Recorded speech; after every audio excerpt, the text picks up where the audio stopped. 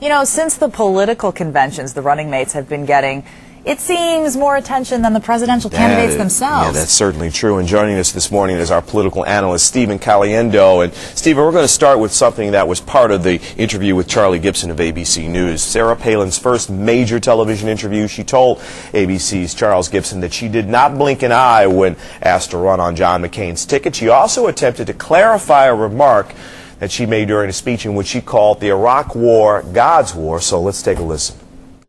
A repeat of Abraham Lincoln's words when he said, first he suggested, never presume to know what God's will is, and I would never presume to know God's will or to speak God's words. But what Abraham Lincoln had said, and that's a repeat in my comments, was, let us not pray that God is on our side in a war or any other time, but let us pray that we are on God's side.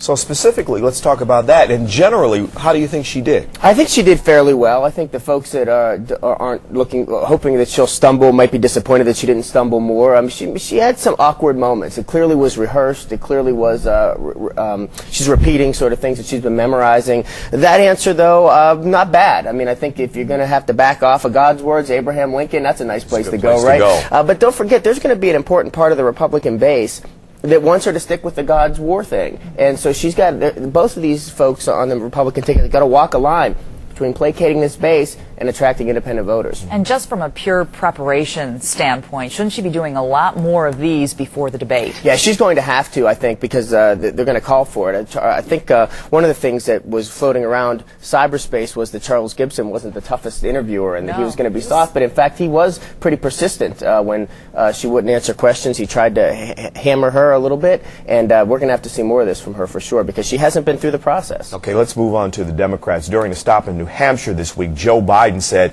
Hillary Clinton would have made a better vice presidential pick. Let's listen to that. Yeah. Make no mistake about this. Hillary Clinton is as qualified or more qualified than I am to be vice president of the United States of America. Let's get that straight. She's a truly close personal friend. She is qualified to be president of the United States of America. She's easily qualified to be vice president of the United States of America. And quite frankly, it might have been a better pick than me, but she's first rate.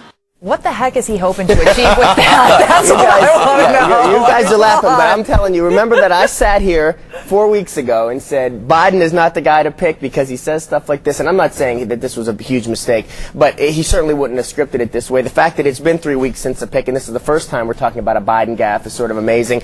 He clearly was being self-deprecating. He clearly was trying to pay her a compliment. I wouldn't read too much into it. Speculation that is he going to step aside and have Hillary Clinton step in?